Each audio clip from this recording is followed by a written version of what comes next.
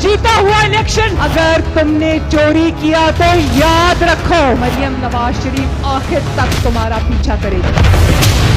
Pakistan people's party के जियाले ने मुसलसल धांधली का मुकाबला किया है, इस दफा भी मुकाबला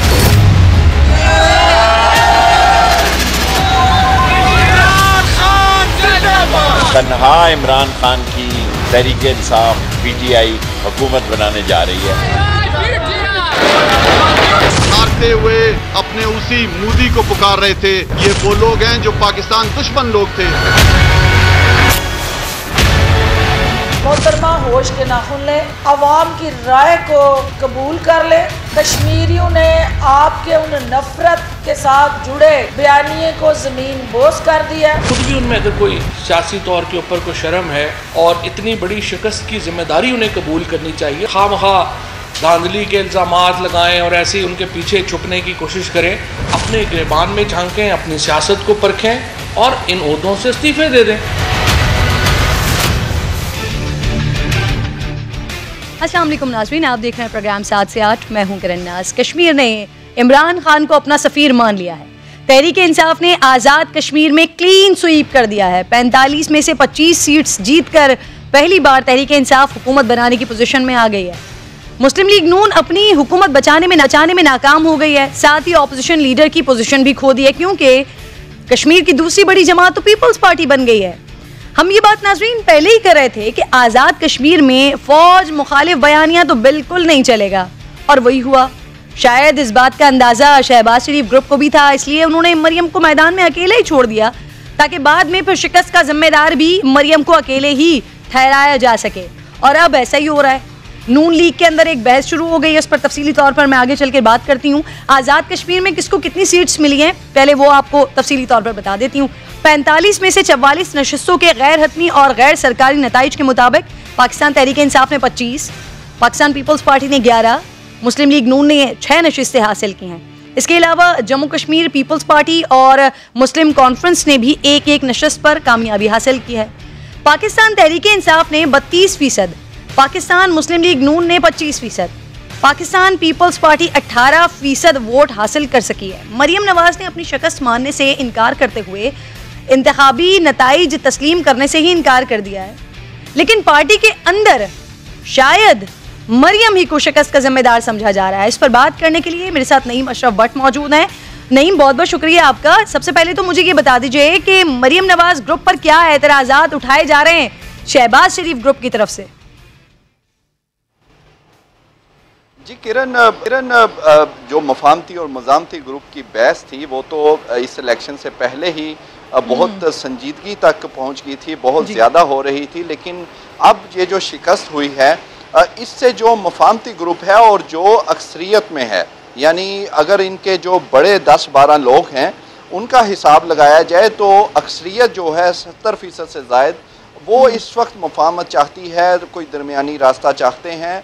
लेकिन कुछ लोग हैं जिनको ज़ाहिर मरियम नवाज लीड करती हैं, वो मज़ामत का रास्ता चाहते थे, और इसीलिए एक मौका शहबाज शरीफ की जानिब से, जो कि मुफाहमत के पीर हैं, वो उनको कहा गया, उनकी तरफ से कहा गया कि चलें आप खेल लें एक दफ़ा खुल के, और मरियम नवाज और मज़ामती बयानिए को पूरा मौका दिया गया आज़ाद कश्मीर में। लेकिन अब ये जो शिकस्त हुई है, तीसरे नंबर पर जो आए हैं, इससे मुफाहमती ग्रुप जो है, यानी शहबाज शरीफ के लाइक माइंडेड जो हैं, उन्होंने सख्त तनकीद का आगाज़ कर दिया है। और उनमें से 2-3 लोगों से हमारी बात हुई है, उनकी मैं पहले बता दूं कि वो क्या सोच रहे हैं। पहले उनका ये है कि सीधी बात है कि ये बात हमने 2 महीने पहले मीटिंग में ये कही थी मियाँ साहब की मौजूदगी में, कि अगर इस तरह ही हम एंटी इस्टेब्लिशमेंट, एंटी फौज ये बयानिया चलता रहा तो 2018 में हम हारे, हम आगे जाके 2023 के इलेक्शन में भी हारेंगे और फिर पार्टी को नुकसान होगा। इसलिए दरमियानी रास्ता ये है कि अगर इलेक्शन न्यूट्रल रहती है, एस्टेब्लिशमेंट इलेक्शन में अगर वो यकीन दहानियाँ होती हैं तो हमें कोई इतराज़ नहीं, फजूल में लड़ने की ज़रूरत नहीं।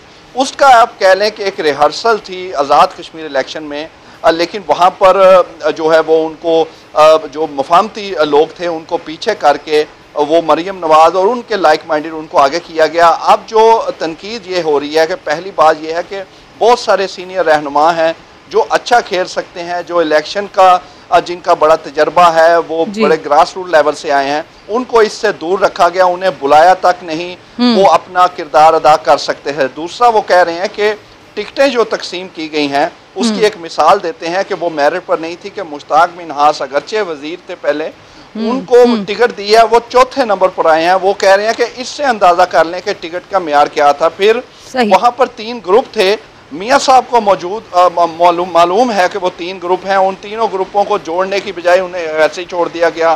फिर उन्हें बताया गया कि पीपल्स पार्टी को आप इजी ले रहे हैं, पीपल्स पार्टी की तरफ भी तवज्जो दें, आप सारा आपकी तवज्जो जो है वो पीटीआई की तरफ है, और पीपल्स पार्टी 8 से 9 सीटें ले सकती है। ये एक अहम तरीन रहनुमा जो वफाकी वजीर रह चुके हैं। टिकट्स की तकसीम सही नहीं हुई, ग्रास रूट लेवल के लोगों को इस्तेमाल नहीं किया गया, वो इस पूरी कैंपेन में दिखाई नहीं दिए, ये तमाम वजूहात शिकस्त की बताई जा रही हैं। लेकिन मरियम बीबी इस शिकस्त को मानने को तैयार नहीं है। साथ में मौजूद नईम अशरफ भट्ट, आप इसकी डिटेल दे रहे थे। अब एक तरफ नाज़रीन नून लीग, दूसरी तरफ नून लीग के रहनुमा भारतीय जबान इस्तेमाल करने से पीछे नहीं हट रहे हैं।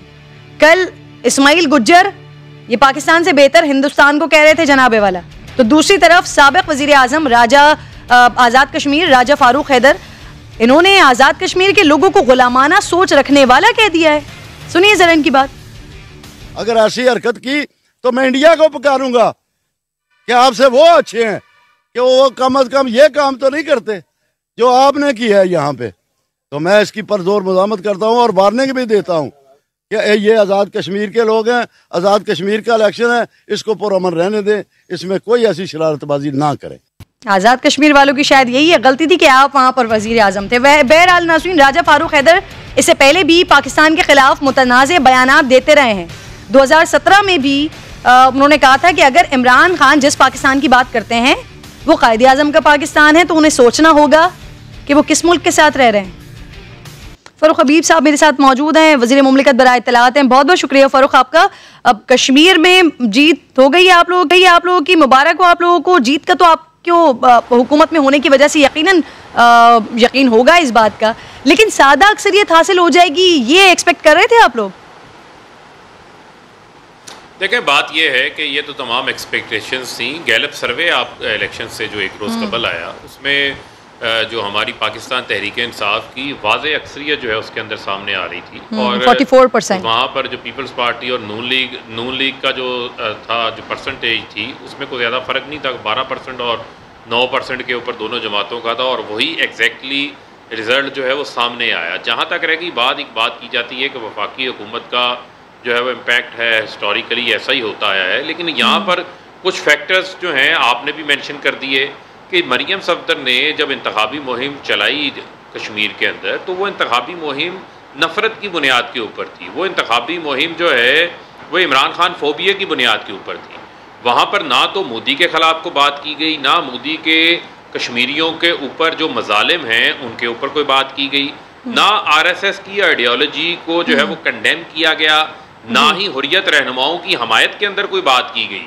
तो वो तो वादे था कि नवाज शरीफ की तरफ से मरियम को मोदी के खिलाफ बात करने के ऊपर मना किया गया था, और कश्मीरियों ने फिर 25 जुलाई को उसका नतीजा क्या ये इंस्ट्रक्शंस भी साथ साथ थी जो एग्जैक्टली मैं यही बात करने जा रही हूँ। इस्माइल गुज्जर का आपने कल का बयान सुना होगा, वो कह रहे हैं, वार्निंग दे रहे थे कि हम भारत की तरफ देखेंगे, भारत से मदद मांगेंगे।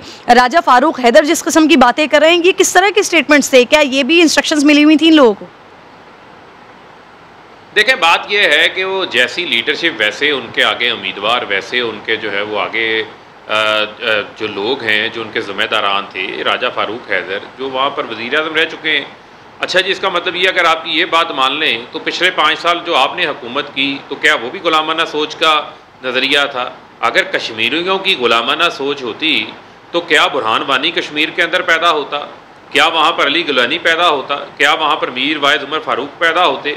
क्या वहाँ पर जो है वो यासीन मलिक जैसे लोग पैदा होते? ये यहाँ का आज़ाद जम्मू कश्मीर में और मकबूजा जम्मू कश्मीर के अंदर कोई फ़र्क नहीं है। वहाँ के लोग और यहाँ के लोगों के दिल आपस के अंदर मिले हुए हैं। दोनों की वहाँ जो कश्मीरी कुर्बानियाँ दे रहे हैं, यहीं इन आज़ाद जम्मू कश्मीर में भी उन कुर्बानियों का एहसास है। ये कश्मीरी तो जो हैं वो मैं समझता हूँ कि एक अजीम वहाँ के लोग हैं, जिन लोगों ने तमाम मजालिम के ख़िलाफ़ जो है वो अपना झंडा बुलंद किए रखा, आप शिकस्त हो गई, अपनी शिकस्त को, अपनी हजीमत को, शर्मिंदगी को छुपाने के लिए मुज़हिका के गुलामाना सोच के जो है वो उनको ताने देना शुरू हो गए। तो यही वजह है कि कश्मीरियों ने इनको मुस्तरद किया, और यही वजह है कि जो नवाज शरीफ हैं, सबको पता है कि खरबूजा खरबूजे को देख के रंग पकड़ता है।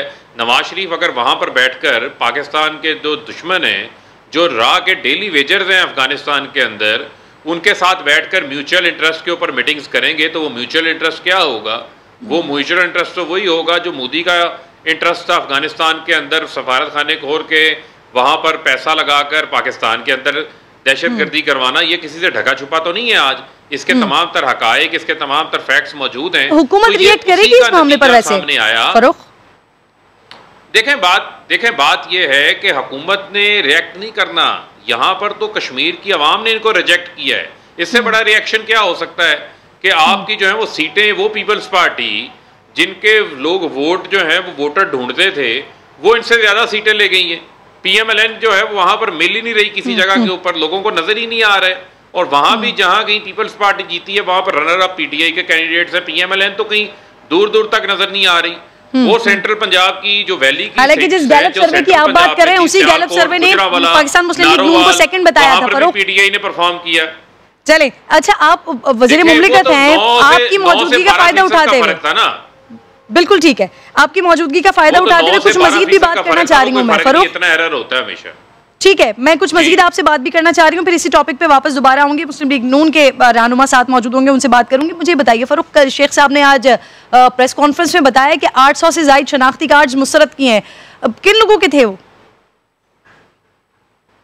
देखिए, बात यह है कि वो तो उसकी तमाम तर जो तफसीलात हैं वो भी जो है वो सामने आ जाएंगी, और उसमें अल्टीमेटली जो है वो नादरा का जो रिकॉर्ड है, उन तमाम रिकॉर्ड्स को जो है उन्होंने देखा है, और उसके ऊपर मजीद जो तफसीलात हैं उसको सामने ले आएंगे, क्योंकि वो शेख साहब के मुतलका जो है नॉलेज में है उसके ऊपर जहाँ तक अभी तक मुझे ये भी बता दें, अब हुकूमत ने 14 अगस्त तक गैर कानूनी तौर पर पाकिस्तान में मुकीम अफराद को पाकिस्तान छोड़ने का कहा है। बता सकते हैं आप कितने ऐसे लोग हैं जो पाकिस्तान में मौजूद हैं गैर कानूनी तौर पर, और किस मुल्क के शहरी हैं? देखें, ऐसी फिगर्स तो मेरे पास जो है वो एग्जैक्टली कोई मौजूद नहीं है, लेकिन अल्टीमेटली जाहिर बात है पाकिस्तान के अंदर अगर कोई गैर कानूनी तौर के ऊपर मुकीम होगा तो यकीनन जो है उसके खिलाफ कार्रवाई भी होगी, और उसको विदाउट जो डॉक्यूमेंटेशन है वो किस तरह पाकिस्तान के अंदर जो है वो रह सकता है, और यकीनन उनके खिलाफ जो है कार्रवाई होगी। अच्छा, ये बता सकते हैं आप, ये जो डेडलाइन है नेशनल सिक्योरिटी के साथ भी मुंसलिक है। सही, ये डेडलाइन 14 अगस्त तक है। डेडलाइन तक अगर कोई मुल्क नहीं छोड़ता है तो उनके खिलाफ क्या कार्रवाई होगी, ये इल्म है आपके? देखें, जो मैं आपको कह रहा हूँ, जो हमारा कानून जो है इसके ऊपर बड़ा वाज़ेह है कि आप गैर कानूनी तौर के ऊपर without documentation, without visa, without जो है वो परमिशन किसी मुल्क के अंदर नहीं गुजार सकते ना। तो वो यहाँ तो आप डिपोर्ट होंगे, यहाँ तो अगर कार्रवाई करें ना फरूक, डेडलाइंस क्यों दे रहे हैं? के खिलाफ है, उसके खिलाफ कार्रवाई होगी। अगर आप केल में हैं, आपको पता चल चुका है जो लोग हैं गैर कानूनी तौर पर, तो फिर उनके खिलाफ कार्रवाई करें। इसके ऊपर देखें, इसके ऊपर जो है वो वजारत दाखिला ने यकीनन जो है कुछ ना कुछ इसके ऊपर काम किया होगा, और उसके ऊपर उनका एक्शन का, इम्प्लीमेंटेशन का, इन्फोर्समेंट का भी लाजमी जो है वो लाहे अमल होगा, जिसके ऊपर अमल दरामद भी होगा। सही, ठीक है, बहुत बहुत शुक्रिया फरूक हबीब। प्रोग्राम में आपसे पाकिस्तान मुस्लिम लीग नून से मलिक अहमद खान साहब मुझे ज्वाइन कर चुके हैं। सर, खुशामदीद कहूँगी आपको। मलिक अहमद खान साहब से ज़रूर ये सारी बातें करनी है, क्योंकि राजा फारूक हैदर साहब ने जिस तरह का बयान दिया, कल इस्माइल गुज्जर ने जो बयान दिया था उस पर शोकॉस तो पाकिस्तान मुस्लिम लीग नून की जानिब से कर दिया गया, लेकिन अब जो राजा फारूक हैदर साहब बातें कर रहे हैं, और इससे पहले भी इसी तरह के मेरी नज़र में कह लीजिए कि घटिया बयान दे चुके हैं, देते रहे हैं, तो क्या उस पर पाकिस्तान मुस्लिम लीग नून कोई कार्रवाई करेगी? क्या उनको भी इस बात पर शोकॉस किया जाएगा? और फिर इसके साथ साथ जो पाकिस्तान मुस्लिम लीग नून बारहा इस बात का तासुर देने की कोशिश करती है कि कोई डिस्प्यूट नहीं है मुस्लिम लीग नून के अंदर, लेकिन अब जो हमारे ज़राए हैं, जो इत्तलात हैं, वो सब ये बता रहे हैं कि मुस्लिम लीग नून ने जो मरियम नवाज साहिबा ने कैंपेन चलाई है कश्मीर में, और जो नफरत अंगेज़ बयानात को उन्होंने बढ़ावा दिया है कश्मीर में, तो उसी की बुनियाद पर वोट भी नहीं पड़ा है उनको, रिजेक्ट भी हुए हैं, सीट्स भी उस तरह से नहीं मिली जिस तरह से मुस्लिम लीग नून की तरफ से एक्सपेक्ट किया जा रहा था। क्या रीजंस हैं इसके? मलिक अहमद खान साहब ज़्यादा बेहतर तरीके से मुझे बता सकेंगे।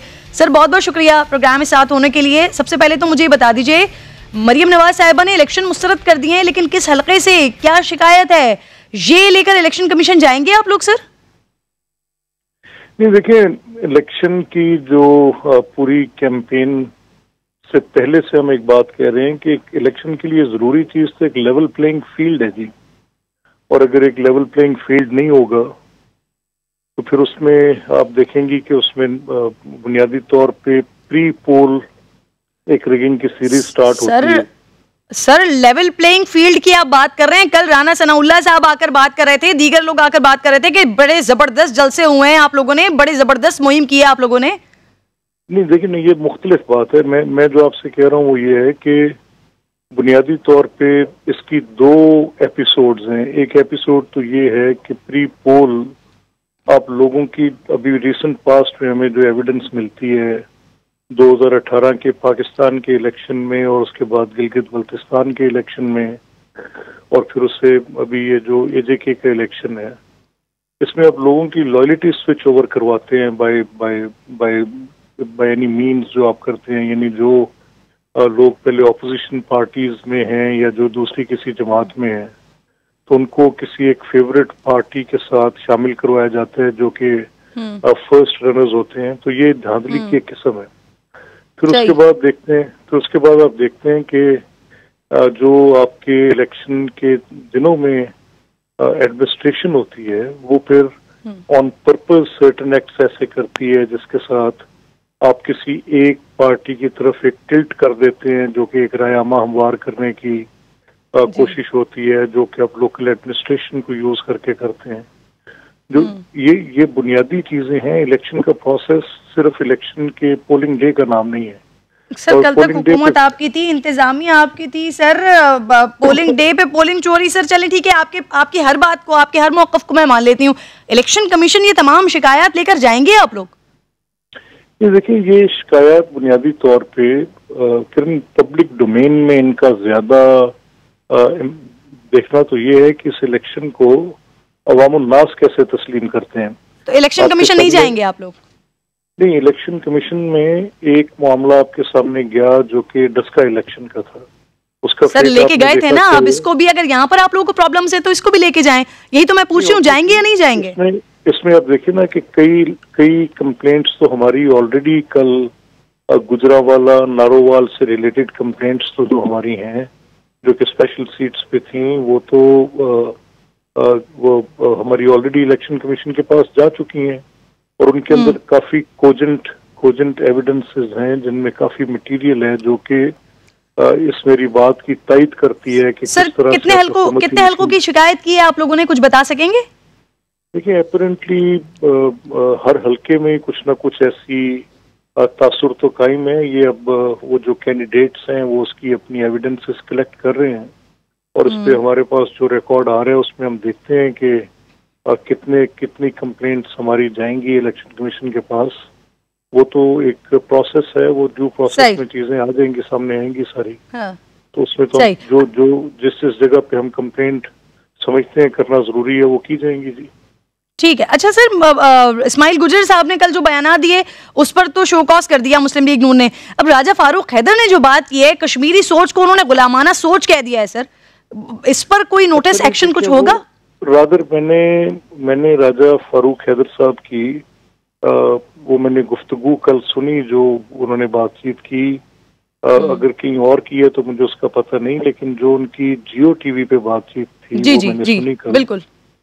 अच्छा, उसमें वो बुनियादी तौर पे कुछ रवैयों की शिकायत कर रहे थे, उसका कॉन्टेक्स्ट गालिबन इससे डिफरेंट है। जहाँ तक आपने इस्माइल गुजर साहब की बात की है वो मैं उसकी भरपूर मजम्मत करता हूँ। उनको कतई तौर पे वो उनको अपनी जुबान पे अपनी जो भी उनकी प्रेस टॉक थी उसमें उनको अपना कंट्रोल होना चाहिए था। और इस तरह की सर ये सियाक व सबाक वाली बात होती है ना सर ये ना किया करें कभी कभी सर, कई मौकों पर नहीं चलती है सर। बाकायदा बड़ा क्लियरली ये पूछ करके मैं ऑन एयर हूँ, उसके बाद ये कह रहे हैं कि 250 साल से जो मकबूजा कश्मीर की सोच है वही आज़ाद कश्मीर की सोच है और ये गुलामाना सोच है। तो ये गुलामाना सोच, ये जो आज़ादी की तहरीक चला रहे हैं मकबूजा कश्मीर वाले, कश्मीरी जाने दे रहे हैं अपनी, गुलामाना सोच है सर ये? नहीं, देखिए, राजा फारूक हैदर साहब अपनी बात की वजाहत खुद ज्यादा मुनासिब कर सकते हैं, लेकिन जो मैंने सुना और जो मेरी अंडरस्टैंडिंग ऑफ थिंग्स है उसके मुताबिक ठीक है सर, वो अपनी बात की वजाहत करेंगे, लेकिन नून लीग को आपको इस बात से कोई फर्क नहीं पड़ता? नहीं देखिए किरण, मैं जो आपसे कह रहा हूँ, मैं गालिबन आप उसको इस तरह से भी देखें कि मैंने उनकी वो पूरी बातचीत सुनी जो वो कर रहे थे। सर मैं सुना दूं आपको? नहीं, मुझे इजाजत तो दें ना, मुझे बात कहने का मौका तो दें प्लीज। तो शायद मेरा ख्याल है आपको सुनवाने की जरूरत नहीं रहेगी। लेकिन उनकी जो गुफ्तगू का पूरा कॉन्टेक्स्ट था, अब ये मुमकिन नहीं है कि मेरी और आपकी बातचीत हो रही हो और उसमें हम इतनी इम्पोर्टेंट बात के सियाको सबाक वाली बात को रहने दें कहकर, सियाको सबाक से हटकर तो कोई मुद्दा ही नहीं हो सकता। सियाको सबाक तो जरूरी है। अब अगर मैं कुछ सर हर स्टेटमेंट पर ये लगा देना कि सियाको सबाक से हटकर पेश किया गया, सर मुकम्मल जुमला उनका यही है, वो यही बात कर रहे हैं। सर मैं इसलिए चाह रही हूँ ताकि आपकी बात भी रह जाए, मेरी बात भी रह जाए। मैं सुनवा देती हूँ ना सर, सुनवा देती हूँ, आपको सुनवा दें। ये कश्मीर जो है ना, ये कोई 250 साल से गुलामी में है। वो पहले मुगलों की गुलामी में गया, फिर ये उसकी पठानों की गुलामी में गया, फिर सिखों की गुलामी में गया, फिर डोगरों की गुलामी में गया। तो आजाद कश्मीर या उस कश्मीर से भी गुलामाना सोच निकली नहीं है। तो ये जो इलेक्शन है ये इसका अक्कासी करता है। ये सभी इसकी मलिक साहब, इसमें कहीं पर भी सर बिहेवियर्स के हवाले से बात नहीं है सर, सोच की बात हो रही है। 250 साल से सोच की बात हो रही है, आज तक गुलामाना सोच की बात हो रही है सर। नहीं देखिए ना, मेरी अब आपसे ये दरख्वास्त होगी कि अब इसके बाद के भी चंद जुमले और इससे पहले के भी चंद जुमले, आपके पास वक्त है तो वो भी सुनवा दे जरा। सर मैं आपको बता देती हूँ, वो आए हैं, उन्होंने आके पूछा है कि मैं ऑन एयर हूँ, फिर मैं आपको बताता हूँ, और फिर उसके बाद उन्होंने ये पूरी बात कर दी है सर। तो देखिए, मैंने तो अपने तक आपसे बात की जो मैं कह सकता था, बाकी इसकी ज्यादा मुनासिब वज़ाहिर राजा साहब खुद कर सकते हैं। लेकिन मेरा ये मानना है कि ये जितनी उनकी गुफ्तगू, क्योंकि मैंने कल उनकी वो सारी बातचीत सुनी थी, तो उसमें उनका ये मौक़िफ़ था कि अगर आज़ाद कश्मीर के इलेक्शन में आपने जो वोट्स उनका पहला सवाल जो भी उस प्रोग्राम को मॉडरेट कर रहे थे, तो उन्होंने पहला शिकवा मीडिया से किया। उसमें उन्होंने कहा कि उनका सवाल बड़ा बरजस्ता था और उस पर उन्होंने एक बड़ा कटिंग क्वेश्चन पे उन्होंने ये कहा कि जी ठीक है, आप उनका ये ख्याल था जो प्रोग्राम मॉडरेट कर रहे थे कि जी वफाक में जिसकी हुकूमत होती है उसी की हुकूमत आज़ाद कश्मीर में बनती है। इस पूरी टॉक का पहला हिस्सा ये है। तो उस पर उन्होंने कहा कि ये आप क्या, इससे आप क्या इंडिकेट कर रहे हैं? उससे मकबूजा कश्मीर की गुलामाना सोच की क्या ताल्लुक है सर उससे? नहीं देखिए ना, ये वो अब आप इसको मुझे बात कहने की इजाजत दें before putting a new question. मैं आपसे ये वजाहत कर रहा हूँ राजा साहब के बयान की। तो ये उस सवाल के जवाब में उन्होंने कहा कि जिसकी वफाक में हुकूमत है उसकी सूबे में हुकूमत बनती है। सर पिछले 70 सालों से यही रिवायत है ना सर, ऐसे ही होता है ना, विफाक की जहां पर हुकूमत होती है वही कश्मीर में हुकूमत करता है। लेकिन सर अगर ऐसा कोई सवाल हो रहा है तो उस पर गुलामाना सोच समझते हैं, अगर इस बात को मान लेते हैं सर, लेकिन जो मकबूजा कश्मीर में हो रहा है वो कैसे गुलामाना सोच है सर? अच्छा, शायद प्रॉब्लम शायद कुछ लेवल ऑफ कम्युनिकेशन की भी शायद उनकी आपस में हुई हो, जैसे मेरी और आपकी हो रही है, और मैं कुछ कहना चाह रहा हूँ और आप मुझे इजाजत नहीं दे रही। क्वेश्चन आप सर, मैं मुसलसल गुफ्तगू सुन रही हूँ सर आपकी। नहीं तो आप मुझे देखें ना, अभी एक सवाल का जवाब मैं मुकम्मल नहीं कर पाता, उसके बाद आपका एक नया सवाल है। बट एनीवेज देखिए, उनका ये कहना था कि उन्होंने कहा कि ये एविडेंस है कि ये तवातर के साथ इस तरह से इलेक्शंस जो हैं वो जो वफाक में हुकूमत होती है, AJK में भी वही गवर्नमेंट बनती है। गालिबन वो कहना ये चाह रहे थे कि ये एक ऐसी इन्वायरमेंट है कि जो पाकिस्तान की गवर्नमेंट वफाक में बैठी है उसी की हुकूमत AJK में बनेगी। AJK में लोग इंडिपेंडेंटली उससे बाहर निकल के फैसला नहीं कर पाते। ये उनकी गुफ्तगू का कॉन्टेक्स्ट था जो मैंने आपसे सियाको सबाक की बात की। ठीक है सर, जो आप बेहतर समझते हैं उस पर आप बात करें। ठीक है सर, मैं इसी आज़ाद कश्मीर इलेक्शन पे मजीद आपसे बात करना चाह रही हूँ। सर अब आप लोगों की तरफ से ये कहा जा रहा है कि धांधली की है तहरीक इंसाफ ने, तो सर तहरीक इंसाफ के साथ अगर किसी ने मिलकर धांधली की है तो आप लोगों की 4 नशिस्तें तो सर पीपल्स पार्टी ने जीत ली ना, फिर वो कैसे कामयाब हुए? अच्छा नहीं, देखिए ये गालिबन होता ऐसे है कि जिस पार्टी की जो पहले इनकम्बेंसी है, रादर इनकम्बेंसी एक फैक्टर होती है कि वो आपको अगली गवर्नमेंट की फॉर्मेशन में और अगला इलेक्शन जीतने में आपको एक इनकम्बेंट गवर्नमेंट में होते हुए एक मुश्किल सवाल उठता है कि आप दोबारा वो पोजीशन रिटेन कर सकेंगे कि नहीं कर सकेंगे। तो मैं नहीं समझता कि पीपल्स पार्टी के साथ मुस्लिम लीग की लॉस सीट्स का कोई मुआवजा हो सकता है। ठीक है, अभी लोगों ने बेहतर समझा, जिस तरह से बेहतर समझा। हम तो उन धांधली की बातों की जिक्र कर रहे हैं जो कि हुकूमत ने बजोरे बाजू लोगों को आपके सामने, क्या वोटों को खरीदना धांधली नहीं होती? क्या लोगों की लॉयल्टी स्विच ओवर कराना धांधली नहीं होती? क्या चीफ सेक्रेटरी का और डिप्टी कमिश्नर्स का ऑफिस बेदरेग इस्तेमाल करना धांधली नहीं होती? क्या प्राइम मिनिस्टेरियल पोजीशन से वहां पर बैठ के पूरे इलेक्शंस की मैन्यूवरिंग करना धांधली नहीं होती? क्या इस तरह से ये नहीं होता कि आप लोगों को चले आप या तो कोई प्लेजेस देते कि आपने कोई ग्रांट्स देनी है या कुछ और करना है, आप तो बाकायदा तौर पे कैश डॉल आउट कर रहे थे वोट्स के लिए वहां पे। सर फौज मुखालिफ बयानियां सर, जिसे आप लोग मजामती बयानियां कहते हैं, उससे कोई फर्क नहीं पड़ा इस इलेक्शन पर सर? नहीं देखिए, मैं तो इस जो ये मजामती बयानिया वाली एक ये जो भी इसकी एक तशरीह या कॉनोटेशन बनी हुई है, मैं तो ये सिंपल प्रिंसिपल्ड पोजीशन है। यानी कि आप अगर कहें कि आइन की बालादस्ती होगी तो क्या ये मजामती बयानिया? अगर आइन की बालादस्ती मांगी जाए, अगर ये मांगा जाए कि वोट की इज्जत होगी तो क्या ये मुजाहमत है? सैंक्टिटी ऑफ वोट की बात करना कोई मुजाहमत की बात है? हाँ, अगर ये मुजाहमत है तो फिर ठीक है, मुजाहमत ही सही। और अगर किसके खिलाफ मुजाहमत है, फिर इसकी भी वजाहत थोड़ी सी मैं अगर आपसे पूछूं कि आपके ख्याल में ये मुजाहमत किसके खिलाफ है, तो फिर शायद आप बता दें कि किसके खिलाफ मुजाहमत है। सर मरियम कहती हैं, सर मैं इसकी वजाहत क्यों दूं, मरियम कहती हैं कि मजामत होगी तो मुफाहमत होगी। तो सर ये इस बात का मैं जवाब नहीं, आप लोगों को जवाब देना चाहिए सर, जिनका नाम लेते हैं आप लोग जलसे में, जिनका मरियम बीबी कहती हैं कि फोन करना छोड़ दें, जिनको मरियम बीबी कहती हैं कि मेरे पास मैसेजेस आ रहे होते हैं, तो सर ये बात की तो वजाहत मरियम को देनी चाहिए। देखिए मेरी गुजारिश सुनिए, मैं तो किसी इशारे के नाम में नहीं कह रहा हूँ, मैं कह रहा हूँ कि अगर कोई किसी वजह से किसी फॉर एग्जाम्पल अगर फौज का अदारा कहीं पर अपने कॉन्स्टिट्यूशनल रोल से बाहर जाता है तो बिल्कुल मुजाहमत होनी चाहिए। अगर कहीं पर अदलिया अपने कॉन्स्टिट्यूशनल रोल से बाहर जाती है तो मुजाहमत होनी चाहिए। क्यों नहीं होनी चाहिए? ये मेरे पॉलिटिकल राइट्स हैं and I should stand for it, and और मुझे इसके लिए लड़ना भी चाहिए। इसकी राह में कोई तकलीफ भी आती है तो भले से है। ठीक है, बहुत बहुत शुक्रिया मलिक अहमद खान, प्रोग्राम में आप साथ मौजूद थे। ब्रेक का वक्त हो गया है नाज़रीन, ब्रेक के बाद वापस आऊंगी तो ईद से एक दिन पहले एक लर्जा खेज कत्ल हुआ नूर मुकद्दम का, उसकी मजीद अपडेट्स, डेवलपमेंट उस केस में, और साथ साथ नूर मुकद्दम के वकील साथ मौजूद होंगे प्रोग्राम में। ब्रेक के बाद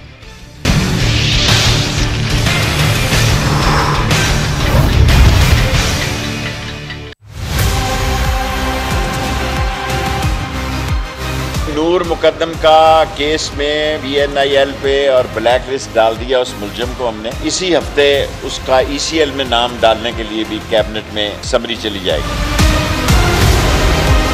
उसके बाप को भी डाल दिया है, मुलाजमों को भी डाल दिया है, कोई रियायत नहीं बरती जाएगी। ठीक डायरेक्शन में इसको लेके जा रही है और उसमें वो तमाम लोग जो कि इस वाक़े को देख रहे थे और उन्होंने इसको रिपोर्ट नहीं किया, तो ये एक बड़ा इम्पोर्टेंट है कि उनको बजाय गवाह बनाने के उनको उन्होंने मुल्ज़िम बना दिया। खुशामदीद कहूँगी नाज़रीन आपको। नूर मुकद्दम, जिसका गला काट कर जिस्म से अलहदा करने वाला दरिंदा, इसका नाम हुकूमत ने ब्लैक लिस्ट में शामिल कर दिया है। वज़ीर दाखिला कहते हैं कि मुल्ज़िमान के साथ किसी किस्म की कोई रियायत नहीं की जाएगी, नहीं होनी चाहिए। दूसरी तरफ अदालत ने मुल्ज़िम का मजीद 2 रोज़ा जिस्मानी रिमांड मंजूर कर लिया है। पुलिस ने अदालत को बताया कि मुल्ज़िम से मोबाइल फ़ोन रिकवर करना ज़रूरी है। मुल्ज़िम ने अभी तक अपना मोबाइल फ़ोन पुलिस को नहीं दिया है। गुज़िश्ता रोज़ मुल्ज़िम ज़ाहिर जाफ़र के वालिदैन और घरेलू मुलाजमीन का अदालत से 2 रोज़ा जिस्मानी रिमांड मंजूर करवा लिया था, और वो भी इस वक्त पुलिस कस्टडी में है, क्योंकि वालिदैन भी ज़ाहिर को बचाने की कोशिश करते रहे हैं। तफ्तीशी ऑफिसर ने बताया कि लड़की ने जान बचाने के लिए रोशनदान से बाहर छलांग लगाई। नूर मुकद्दम चीखती रही, गार्ड समेत कोई मदद को नहीं आया। ज़ाहिर जाफ़र नूर मुकद्दम को घसीटता हुआ दोबारा ऊपर अपने कमरे में ले गया। अगर मुलाजमीन पुलिस को बर वक्त इत्तला दे देते तो शायद नूर आज जिंदा होती। पुलिस हुकाम ने दावा किया है कि मुल्ज़िम के खिलाफ बरतानिया में भी तशद्दुद के 3 मुकदमात की इत्तलात हैं। दफ्तर खारजा के जरिए बरतानिया और अमरीका से क्रिमिनल रिकॉर्ड हासिल करने के लिए लेटर्स लिखे जा चुके हैं। नूर मुकद्दम साबिक सिफारतकार की बेटी हैं जिनके मुल्ज़िमान के साथ अच्छे ताल्लुकात थे और वो एक दूसरे के घरेलू महफिल में आते जाते रहते थे। पोस्टमार्टम रिपोर्ट के मुताबिक नूर मुकद्दम की मौत दिमाग को ऑक्सीजन की सप्लाई बंद होने से हुई है। मकतूला का सर जिस्म से अलग था, जिस्म पर तशद्दुद के मुताद्दिद निशानात और चाकू के गहरे जख्म पाए गए हैं। शाह खावर जो कि नूर मुकद्दम के वालिद के वकील हैं, प्रोग्राम में साथ मौजूद हैं। रिजवान अब्बासी जो कि ज़ाहिर जाफ़र के वकील हैं, वो भी प्रोग्राम में साथ मौजूद हैं। सबसे पहले शाह खावर साहब आपसे बात करना चाहूँगी, आपसे ये पूछना चाहूँगी कि अब तक जो कुछ बात पुलिस इन्वेस्टिगेट कर सकी है, कर चुकी है, उससे फैमिली मुतमईन है? देखिए, अभी तक तो जितनी भी तफ्तीश अमल में आ चुकी है उसमें तो सबसे अहम बात ये थी कि जिस दिन ये वकूआ हुआ और जब पुलिस को जब इसकी इतला की गई, बहुत देर के बाद इतला की गई जब कि ये सब कुछ हो चुका था, ये कत्ल हो चुका था, तो जब पुलिस वहां पे पहुंची है तो उन्होंने मौके पे उस कमरे में मुल्जिम के घर में ही मुल्जिम को जो है रंगे हाथों गिरफ्तार किया और उससे आला कत्ल जो है वो चाकू या छुरी वो भी बरामद हो गया। और उसी कमरे में जो मकतूला है मरहुमा, उनकी जो जस्ते खाकी है वो भी वहीं पे पड़ा था और जिन सब को जो है उन्होंने वहां से सिक्योर किया। वैसे तो ये एक अनसीन मर्डर है, लेकिन जब अनसीन मर्डर होता है तो उसकी शवाहिद जो है वो वाकयाती शहादतें इकट्ठी की जाती हैं। तो ये तो एक बहुत बड़ी वाकयाती शहादत है कि मुल्जिम के घर के अंदर उसका कत्ल होना और उसकी डेड बॉडी मिलना और मौके पर ही मुल्जिम की भी वहाँ मौजूदगी और वो भी आला कत्ल समेत, तो ये तो उस तरफ गमाजी करती है, एक बहुत स्ट्रॉन्ग एविडेंस है। लेकिन उसके बाद जो लोग वहाँ पे मौजूद थे, जो मुलाजमीन थे या उनके वालिदैन को भी जब बता दिया गया उनके मुलाजिम ने कि इस तरह के ऊपर, और वो भी तब जबकि उस बच्ची ने वहाँ से अपने भागने की कोशिश की और वहाँ से छलांग लगाई, तो उस वक्त भी मुलाजिम ने उनके वालिदैन को जो मुहैया तौर पर कराची में थे उनको टेलीफोन के लिए इतला दी, लेकिन वो बच्ची की मदद के लिए फिर भी नहीं आए और वो जो मुल्जिम है वो दोबारा उनको घसीटता हुआ कमरे में ले गया और उसके बाद उन्होंने उसका कत्ल कर दिया, बेईमाना कत्ल किया। तो ये तमाम चीजें जो है अभी काफी हद तक शहादतें तो इकट्ठी हो चुकी हैं, लेकिन पोस्टमार्टम रिपोर्ट के जो नतीजे में जो पुलिस ने मजीद, क्योंकि 11 रोज का रिमांड मांगा था, गालिबन 2 रोज का रिमांड पुलिस को मिला है और ये जो पुलिस की जानिब से कहा जा रहा है कि ये मोबाइल रिकवर करने के लिए, तो ये सिर्फ जाहिर जाफर के मोबाइल को रिकवर करने के लिए या फिर साथ साथ नूर मुकद्दम का मोबाइल भी, क्योंकि मैं सुन रही थी कि वो भी शायद जाहिर जाफर के आस पास ही है और मोबाइल फोन दे नहीं रहे हैं, तो पुलिस दोनों का मोबाइल रिकवर करना चाह रही है। सर ऐसे ही है? अभी जो आज की जो कार्रवाई थी उसमें तो मुल्जिम का जो मोबाइल है शायद वो उसकी रिकवरी के लिए जो है 2 रोज का रिमांड मांगा गया है। ये रिमांड जो है ये 14 दिन का हो सकता है, लेकिन ये वक्फे से इसको रेगुलेट मैजिस्ट्रेट करते हैं। तो अगर तो मजीद उसके रिमांड की जरूरत नहीं होगी तो प्रोसिक्यूशन भी और हम भी कोई इतना ज्यादा जोर नहीं देंगे कि अगर उनकी हद तक तफ्तीश जिसकी हद तक मुकम्मल हो चुकी है तो वो बेशक जुडिशल रिमांड पे चला जाए, कोई इशू नहीं है। लेकिन पुलिस की भी और हमारी भी ये कोशिश है कि जल्द अज जल्द अच्छा बेहतरीन जो है वो शहादतें रिकॉर्ड हो जाएं और जिसके नतीजे में एक बड़ी मजबूत किस्म का की इन्वेस्टिगेशन और प्रोसिक्यूशन का केस अदालत में सर जो मुलाजमीन है उनका बयान रिकॉर्ड हो गया है? सर जो मुलाजमीन है जाहिर जाफर के, उनके बयानात रिकॉर्ड हो गए सर? जी, उनके भी रिकॉर्ड हो गए हैं और उनके बयानात की रोशनी में कुछ और भी जो शवाहिद मिले हैं उसकी तरफ की तफ्तीश जो है वो अमल में की जा रही है। सर क्या बताया उन्होंने, कुछ शेयर करेंगे? देखिए, उसको शेयर करना जो है वो मुनासिब नहीं होगा क्योंकि तफ्तीश जो है वो मुख्तलिफ एंगल से की जाती है, जिसको सिर्फ शेयर जो है वो अदालत से जो पुलिस की जिम्नियां होती हैं वो उनसे शेयर की जा सकती हैं। लेकिन ये जरूर है कि उनमें बहुत सारी चीजें जो हैं वो सामने आ रही हैं और जो कि एक मजबूत केस की सूरत में सामने आएगा, एक मजबूत चालान सामने आएगा। सही। अच्छा सर, मुलाजमीन के अलावा कोई बहन या भाई वगैरह भी जाहिर जाफर के घर में मौजूद थे उस वक्त जब ये कत्ल हुआ है? ऐसी कोई इतला है नहीं है, ना कोई ऐसे शवाहिद हैं, लेकिन एक चीज जरूर है कि वहाँ पे जो है वो कैमरास लगे हुए थे, सीसीटीवी कैमरास। तो सर उसकी फुटेजेस हासिल करने की कोशिश की गई है? शहादतों को इकट्ठा करने की मदद मिल रही है, वो भी तफ्तीश उस पर भी जारी है। सही। सर फुटेज देखी है आपने? मैंने नहीं देखी, लेकिन फुटेज में एक चीज तो बिल्कुल वाजे है कि वो जो नूर है वो अपने जान छुड़ाने के लिए उन्होंने बैल्कनी से या टेरेस से जो है ऊपर से नीचे छलांग लगाई थी। वो बिल्कुल उसकी सीसीटीवी फुटेज मौजूद है, वो पुलिस के रिकॉर्ड में है।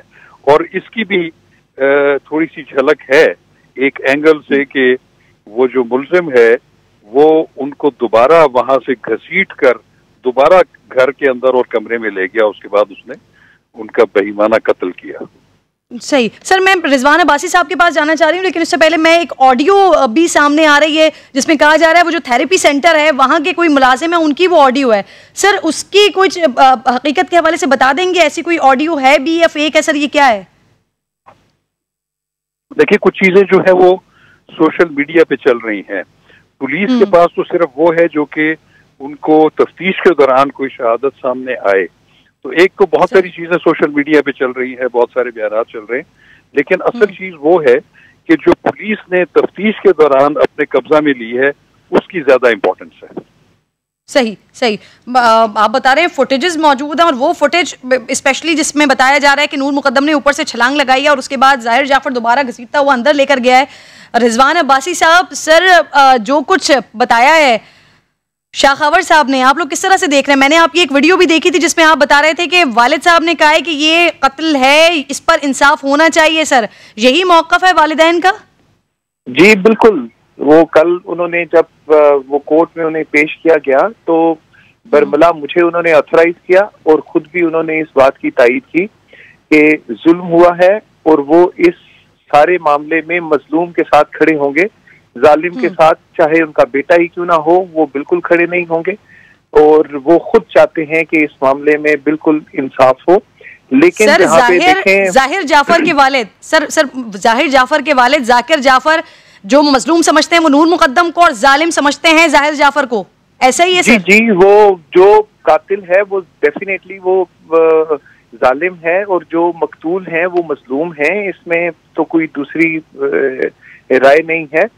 और उसमें देखें, लेकिन यहाँ पे जब केसेस में सोशल मीडिया और इलेक्ट्रॉनिक मीडिया और ये सारी हाइप्स क्रिएट होती हैं तो यानी सर आप लोग इस बात पर कन्विंस हैं? रिजवान साहब आप इस बात पर कन्विंस है, फैमिली इस बात पर कन्विंस है कि जाहिर जाफर ही कातिल है और उसके साथ उसको इंसाफ मिलना चाहिए नूर मुकद्दम को? देखें, डेड बॉडी रिकवर हुई है उसके रूम से, जो शाखावर साहब फरमा रहे हैं उसके रूम से रिकवर हुई, वो खुद उस वक्त कमरे में मौजूद था। तो ये तो बहुत स्ट्रॉन्ग प्रिजम्पशन है अगेंस्ट द प्रिंसिपल एक्यूज्ड।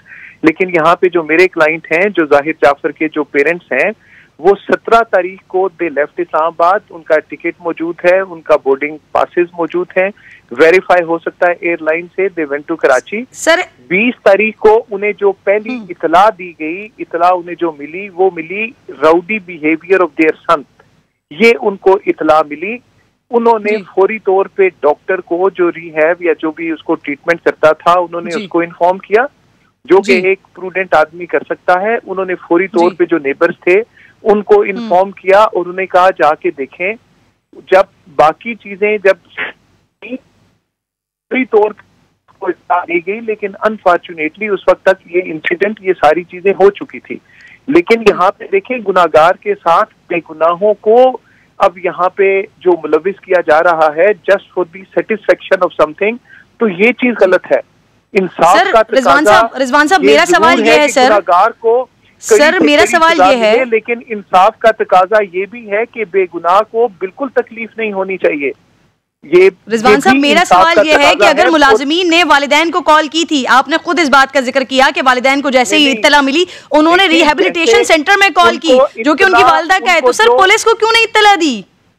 देखें, मेरी बात सुने, जो उन्हें क्या पता था कि कोई जुर्म होने वाला है या कोई ऐसी बात हुई है? उन्हें ये इत्तला मिली कि उनका बेटा जो है वो राउडी बिहेवियर उसका सामने आ रहा है, तो क्या वो पुलिस को इत्तला देते? और वो उन्होंने डॉक्टर को बताना था, उन्हें को किसी जुर्म की तो इत्तला नहीं मिली उन्हें। सर जो ऑडियो सामने आ रही है, जुर्म को छुपाने की कोशिश की, वो तो दे वर सिटिंग इन कराची, उन्होंने फर्स्ट अवेलेबल फ्लाइट लेने की कोशिश की जो उन्हें नहीं मिली, अगले दिन वो फौरन खुद इस्लामाबाद आ गए। तो इसमें उनका क्या जुर्म है? और बाकी जो मुलाजमीन हैं उनका क्या जुर्म बनता है। जिसका जुर्म बनता है उसने अपने कमरे में as per their own allegation अपने कमरे में, और जब वो गए वहां पे तो मैंने ये भी जो उनका अपना मौकफ है कि कमरा जो था वो लॉक था अंदर से, तो एक आदमी ने अपने कमरे के अंदर अगर जुर्म किया है तो बाकी लोग कैसे उसमें एग्जैक्टली रिजवान साहब आप ये खुद ये बात कर रहे हैं कि बॉडी उसके कमरे से मिली है, बड़ा स्ट्रॉन्ग केस है, लेकिन सर ये आपके क्लाइंट का घर, सर आपके क्लाइंट का घर है ना, जब कंप्लीटली सीसीटीवी फुटेजेस वहां पर मौजूद हैं तो आपने भी तो देखा होगा सर। का हिस्सा है ये सारी बातें, रिकॉर्ड का हिस्सा है, तो इसमें मैं कहता हूँ इन सारी बातों को इनका एनालिसिस करें तो इसमें बाकी लोग कैसे इंटेंगल हो सकते हैं। जो बेस्ट विटनेसेस बन सकते थे इन्होंने उनको भी मुल्जिम बना दिया, तो ये चीजें, ये हर्डल्स इनके लिए खुद आएंगी आगे प्रोसिक्यूशन में। हम तो जिस हद तक सपोर्ट हो सकी थे, क्योंकि मेरे क्लाइंट्स का यही वर्शन है कि जो यानी उनसे जो ताउन हुआ वो करेंगे, बिल्कुल कंप्लेनेंट पार्टी के साथ ताउन करेंगे और वो बिल्कुल अपने बेटे के साथ भी खड़े नहीं होंगे। ये उनका बहुत क्लियर और अनएम्बिगुअस वर्शन है जिसको उन्होंने खुद भी ओपन कोर्ट में ये उन्होंने बर्मला कहा है। लेकिन यहाँ पे जो है, जो इनोसेंट लोगों को बीच में इंटेंगल किया जा रहा है, ये चीज प्रोसिक्यूशन के लिए जो है ये उनके लिए खुद ये आगे जो है जाके ये मसाइल सामने आएंगे। इन चीजों को वो साबित नहीं कर सकते, झूठ को वो साबित नहीं कर सकेंगे, झूठे एलिगेशन को वो साबित नहीं कर सकेंगे। सर वो तो ऑब्वियसली जो होगा वो कोर्ट में होगा, लेकिन आप ये कह रहे हैं कि जाहिर जाफर वो जेल में है, लेकिन जो उनके वालिदैन को गिरफ्तार किया गया है आप समझते हैं कि वो गलत किया गया और ये फिर आगे जाकर इस केस के लिए मुश्किल बनेगा, ये आपका कहना है। बहुत बहुत शुक्रिया शाखावर साहब, रिजवान साहब आप साथ मौजूद थे। मेरी अपील भी है, मेरा मुतालबा भी है कि इस केस में नूर मुकद्दम को इंसाफ मिलना चाहिए। इस्लामाबाद पुलिस इसको टेस्ट केस समझकर इंसाफ के लिए काम करे। आगे बढ़ रही हूँ नाज़रीन, कराची में मैट्रिक के बाद इंटरमीडिएट के इम्तिहान भी तलबा के लिए अजाब बने हुए हैं। पर्चा लेट होना अब जैसे सिंध सरकार की ये रिवायत बन गया है ना। 12वीं जमात का पहला पर्चा था वो भी वक्त पर नहीं मिला, कहीं तो 2 घंटे लेट हुआ, कहीं वक्त खत्म होने से 10 मिनट पहले तलबा को मिला। हस्बे मामूल कॉलेज के लोगों ने जो मलबा था वो बोर्ड पर डाला और चेयरमैन बोर्ड कहते हैं कि सिर्फ 5-10 मिनट की तो ताखीर हुई है। मिनट पहले पेपर में ये प्रॉब्लम आ जाती है, 5-10 मिनट पहले तो आइंदा इसको भी दूर कर। 5-10 मिनट पहले पेपर में ये प्रॉब्लम आ जाती है, 5-10 मिनट पहले तो आइंदा इसको भी दूर कर लेंगे। जितने नॉर्मल चेयरमैन साहब बयान दे रहे हैं ना, बच्चे उतने ही ज्यादा परेशान हैं। जरा सुनिए वो क्या हकीकत बता रहे हैं।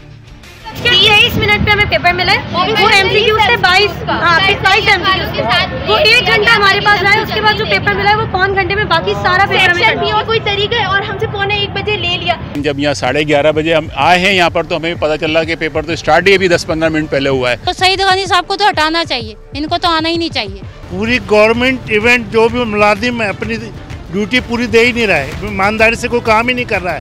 अब कहीं पर कह रहे हैं कि जी क्योंकि पेपर्स आउट हो जाते हैं इस वजह से लेट हो गए हैं, कहीं पर कुछ। अलबत्ता बच्चों का तो मुस्तकबिल दाव पर लग गया ना, जिनको थोड़ी सी देर के लिए पेपर मिला और मुकम्मल भी नहीं हुआ था अभी वक्त से पहले ही, और बहुत पहले ही पेपर ले भी लिया गया, वापस कॉपीज ले ली गई। मैट्रिक की तरह इंटरमीडिएट के जो पर्चे ताखिर का शिकार हुए हैं, चेयरमैन साहब से बात करने के लिए प्रोग्राम में इस वक्त मेरे साथ मौजूद हैं सईदुद्दीन साहब। सर बताइएगा, आज भी रिवायत माशाल्लाह बरकरार रही सर, पर्चे ताखीर से हुए, कुछ जगह पर नकल भी हुई, बच्चे परेशान दिखाई दे रहे हैं सर, उनकी कॉपीज पहले ले ली गई, टाइम उनको पूरा नहीं दिया गया, ये क्या किया आप लोगों ने? के टाइम जिन सेंटर्स में पेपर थोड़ी देर से शुरू हुआ था उनको कंपनसेट कर दिया, और वो तमाम प्रिंसिपल्स को पहले हिदायत जारी की गई थी कि वो जिन बच्चों को जितना टाइम उनका है उनको वो दे दें, और इंशाल्लाह नेक्स्ट टाइम जो है इसको भी मैनेज कर लिया जाएगा। और जितने दूर दराज के सेंटर थे, मलीर, गडाब, इनको तो सुबह रवाना कर दिया था, और जो अरीब करीब के जो चंद सेंटर थे उनमें चंद एक से शिकायतें आई थी, तो वहाँ खुद भी विजिट किया और विजिलेंस टीमें भी गईं, और जो उनका टाइम था, एलोकेट टाइम था, वो भी बच्चों को दे दिया गया। चेयरमैन साहब तो अभी भी रिलैक्स हैं, ये कह रहे हैं कि भरपूर मैनेज किया हुआ, भरपूर मैनेज पेपर्स हुए, लेकिन जो फुटेजेस मैं दिखा रही हूँ, जो हकीकत मैं दिखा रही हूँ, और ये परेशानी यकीनी और बनती भी है क्योंकि ये इंटरमीडिएट के एग्जाम्स हैं, प्री इंजीनियरिंग के, प्री मेडिकल के बच्चों के एग्जाम्स हैं, और फिर आगे जाकर उनके लिए बहुत मुश्किल हो जाएगी। जमजम साथ मौजूद है मेरे। जमजम, देख कुछ और रही हूँ, चेयरमैन साहब कुछ और बता रहे हैं, 2 साल मिले हैं पूरी, लेकिन कोई तैयारी नहीं की सिंध हुकूमत ने। जी बिल्कुल किरण नाज, आप बिल्कुल सही कह रही हैं कि कराची में आला स्थानीय तालीमी बोर्ड के तहत इंटरमीडिएट के इम्तहानात का आज आगाज हुआ है और चेयरमैन मैट्रिक बोर्ड की तरह चेयरमैन इंटर बोर्ड ने भी दावे बहुत बड़े बड़े किए थे। लेकिन क्या फायदा ऐसे दावों का कि जहां पर 9:30 बजे पर्चा शुरू होना था और 11:30 बजे खत्म होना था, वहां पर जो है फेडरल एरिया में पर्चा जो है वो कॉलेज में तकरीबन 11:20 पर पहुंचा, यानी कि पर्चा खत्म होने में सिर्फ 10 मिनट बाकी थे, तब जाके वहां पर पर्चा पहुंचा है। और जब हमने स्कूल प्रिंसिपल से बात की तो उन्होंने भी सारा मलबा चेयरमैन जो इंटर बोर्ड थे उन पर गिरा दिया और उनका यही कहना था कि इनकी जानिब से इंटर बोर्ड की गलती है, उनकी जानिब से जो है वो पर्चे लेट पहुंचाए गए हैं। फिर बच्चे जो सुबह से बैठे हुए थे, इवन के स्कूल के बाहर जो है वो कोई खातिर खा बच्चे इस वक्त बहुत ज्यादा परेशान है। उन्होंने तैयारी भी की है, लेकिन तैयारी होने के बावजूद जिस तरह से एग्जाम्स उनके हो रहे हैं, तो शायद बच्चे यही कह रहे हैं कि ना ही होते तो ज्यादा बेहतर था। जमजम शुक्रिया आपका, आप साथ मौजूद थी, प्रोग्राम का गया। इंशाल्लाह आपसे मुलाकात होगी कल। अपना ख्याल रखिए, अल्लाह ने